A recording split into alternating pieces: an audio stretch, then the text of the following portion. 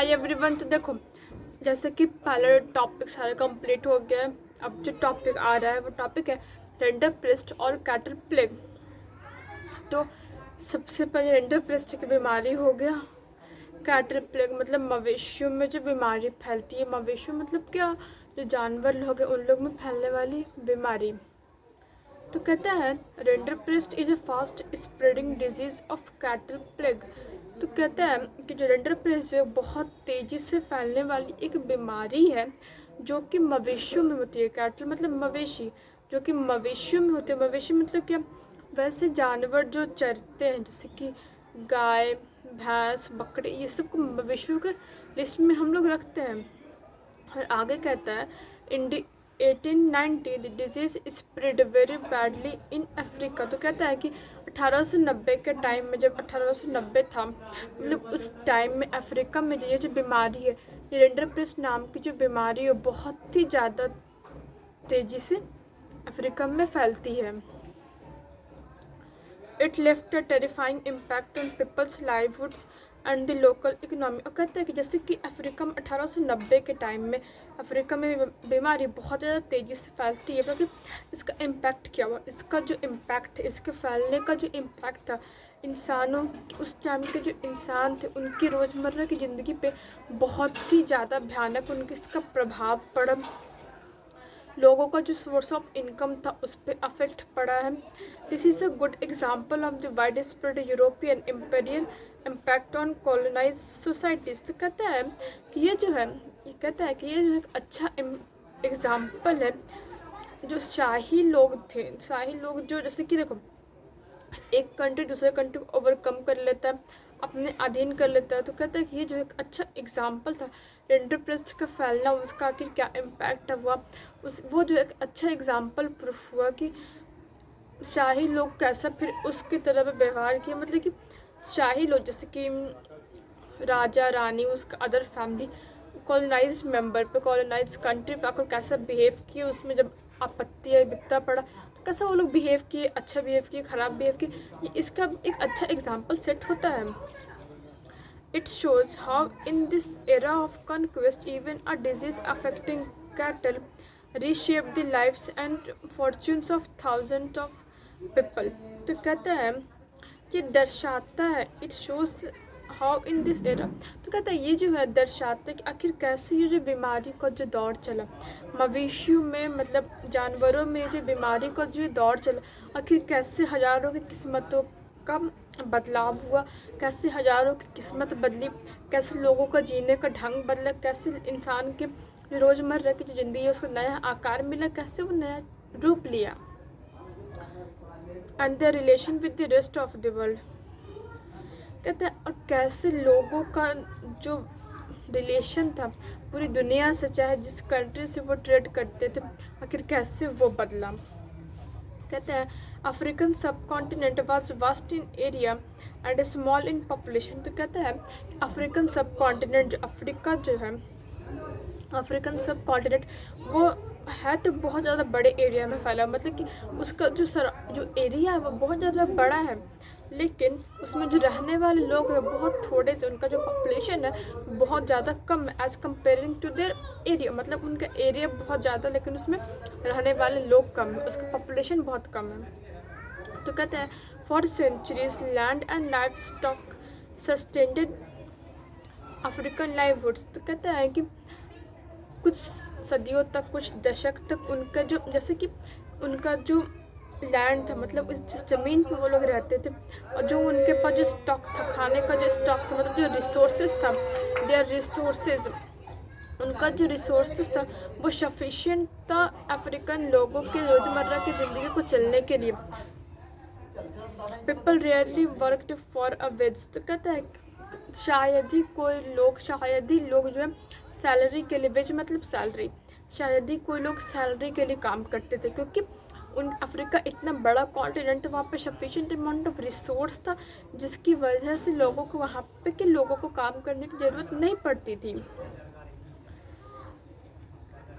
आगे कहता है Africa there were few consumer goods that require to wages to buy. तो कहता है अफ्रीका देयर अफ्रीका में कुछ ऐसी चीज़ें थी जिसको खरीदने के लिए पैसे की ज़रूरत पड़ती थी,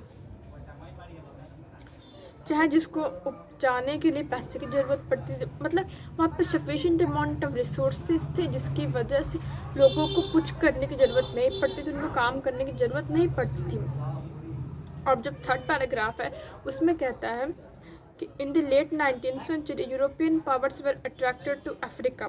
तो कहता है जब 19वीं सदी अपने अंतिम चरण पे थी, मतलब कि जब 19वीं सदी खत्म हो रही थी, उस टाइम जो यूरोपियंस की जो सुप्रीम पावर्स थी, मतलब कि यूरोपियंस जो थी, यूरोप की जो सुप्रीम पावर्स थी, जैसे कि अमेरिका, रशिया, फ्रांस, ये सब जो थी, उसको ध्यान गया अफ्रीका पर। देखो, क्योंकि अफ्रीका एक गोल्डन कंट्री के तौर पे इमर्ज हुआ है, अफ्रीका के पास सब कुछ है, तो जो यूरोपियंस पावर्स थी अफ्रीका की ओर अट्रैक्ट होती है, उसको दिखता है कि अच्छा यहाँ पे तो बहुत हमारे काम की चीज़ें हैं, वो लोग वहाँ पे अट्रैक्ट होते due to its vast resources of land and minerals. तो कि क्यों वो लोग अट्रैक्ट होते, उनके अट्रैक्ट होने का सुप्रीम रीज़न ये था, प्राइम रीज़न ये था, क्योंकि अफ्रीका के पास बहुत अच्छा रिसोर्स था, ज़मीन था, अच्छा मिनरल्स था, मिनरल्स का अच्छा रिसोर्स था, अच्छा मिनरल्स वहाँ पे पाया जाता था, अच्छा ज़मीन था वहाँ पे। Europeans wanted to establish plantation and mines in Africa. तो कहता है यूरोप के जो लोग थे, मतलब यूरोपियन की जो सुप्रीम पावर थी, वो वहाँ पे प्लांटेशन करना चाहती थी, मतलब वहाँ वो लोग वहाँ पे खेती करना चाहते थे और अपना खान लगाना चाहते थे to produce crops and minerals for export to Europe. तो कहता है ताकि वो लोग वहाँ पे खेती कर सके और जो भी प्रोडक्शन हो उसको यूरोप में ले जा सके। With this aims they came to Africa. और यही सब सोच के साथ, यही सब प्लॉटिंग के साथ, यही सब काम के साथ, मतलब कि उनके दिमाग में ये बैठा हुआ था कि हमको अफ्रीका जाना, एक प्लानिंग सेट था कि हमको अफ्रीका जाना है और ये करना था, ये सब एम के साथ वो लोग अफ्रीका पहुँचते हैं। But N unexpected problem confronted them. पर उनके सामने एक बिना सोचा समझा हुआ कन्फ्रंट मतलब सामना, तो उनके सामने एक अजीब सा दिक्कत आता है। There was acute shortage of labour willing to work for wages. तो कहता है कि अफ्रीका में जो है लोगों को, मतलब कि वहाँ पे लेबर नहीं मिलते थे, जैसा कि पहले बतलाया कि वहाँ के लोगों को काम करने की ज़रूरत ही नहीं है, तो वो लोग क्यों काम करेंगे।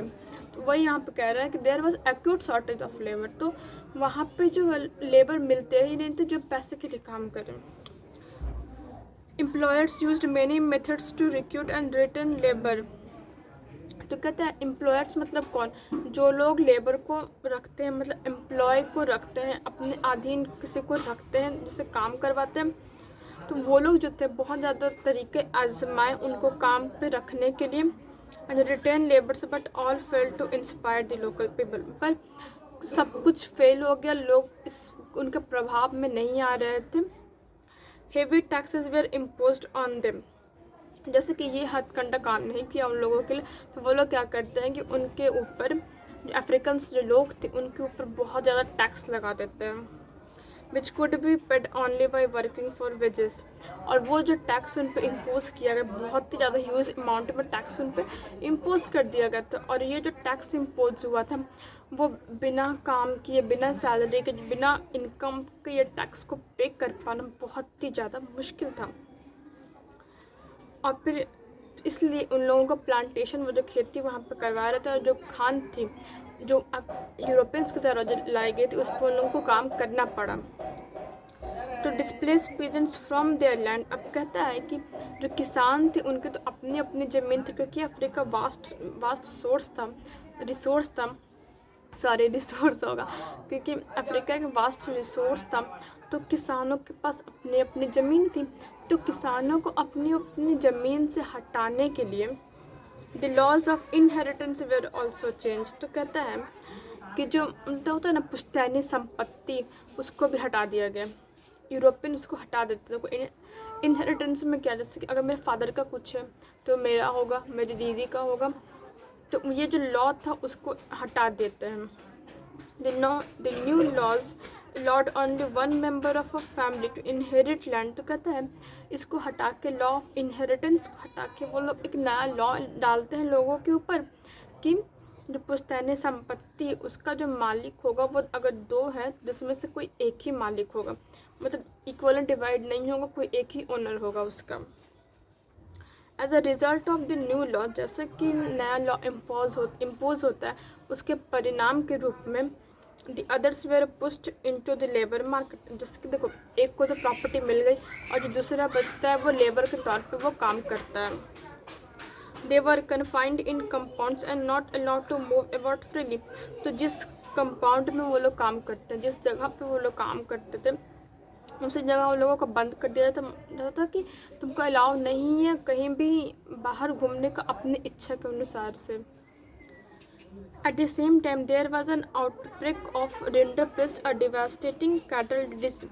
जैसे कि एक जगह ये हो रहा था और दूसरी जगह एक बहुत ही ज़्यादा भयानक बीमारी आया था, जिस बीमारी का नाम था rinderpest. Rinderpest reach in Africa in the late 1880। तो कहता है कि जो रिंडरपेस्ट है वो अफ्रीका में लगभग 1880 के अंत तक पहुंचता है। It was carried by infected cattle imported from British Asia to feed the. देखो, आखिर रिंडरपेस्ट कहाँ से आया? इस रिंडरपेस्ट का जो ओरिजिन था, it was carried by the cattle imported Britain से जो मवेशी लोग जो आ रहे थे उनसे ये रिंडरपेस्ट नामक बीमारी आया था ब्रिटिश एशिया से, to feed the Italian soldier. मतलब इटली के जो सोल्जर थे उनको खिलाने के लिए, उनके भूख मिटाने के लिए इसको मवेशियों को लाया गया था। इन्वेडिंग इरिट्रिया इन ईस्ट अफ्रीका। जो इटालियन जो सोल्जर थे वो ईस्ट अफ्रीका में, ईस्ट मतलब अफ्रीका के ईस्टर्न पार्ट में जो हमला कर रहे थे। देखो, इरिटेरा जो है एक ईस्ट अफ्रीका का एक पार्ट है। Entering Africa in the east. जैसे कि जो रिंडरपेस्ट अफ्रीका में ईस्ट से आता है, rinderpest spread in the west very rapidly. देखो, पहले एक साइड से आता है, फिर जब बहुत ही तेज़ी से वो वेस्ट में वो रिंडरपेस्ट जो बीमारी था वो बहुत ही तेज़ी से फैल जाता है। It reach Africa's Atlantic coast in 1892। तो कहता है कि अफ्रीका का जो अटलांटिक कोस्ट है उसमें 1892 में वो पहुंचता है। It also reach the Cape 5 साल के बाद, जो अफ्रीकन केप है उसमें भी वो पहुंचता है 5 साल के बाद। Along the way rinderpest kill 90% of the cattle. अब अपने रास्ते में, मतलब इतने टाइम पीरियड में जो रिंडरपेस्ट नामक जो बीमारी था वो लगभग 90% कैटल को मार चुका था। The loss of cattle deeply affected the livelihoods and economy of Africans. तो जैसे कि कैटल लोग में 90% कैटल मर चुके थे, इसकी वजह से जो अफ्रीकन जो पीपल थे उनकी इकोनॉमी, पैसे में भी अफेक्ट आती है, उनका जीने का तरीका भी अफेक्ट होता है, क्योंकि मेन तो पैसा है, पैसा अफेक्ट हुआ है। Planters, mine owners and colony government are successfully monopolized what scarce cattle resources remain to strengthen their power and force African into the labor market। देखो, अब द प्लांटर्स, यूरोप से जो प्लांटर आए, जो माइन ओनर्स, अब उन लोगों को फोर्स कर रहे थे कि अब तुम लेबर के तौर पे काम करो, कि तुम्हारा तो मेन रिसोर्स पैसे का वो तो ख़त्म हो चुका है। और आज का वीडियो यहीं पे ख़त्म होगा, और आने वाला जो वीडियो रहेगा उसका टॉपिक रहेगा indented labour migration from India. अब इंडिया के बारे में अब हम लोग पढ़ेंगे। अच्छा, अब हम इसको रख देते हैं।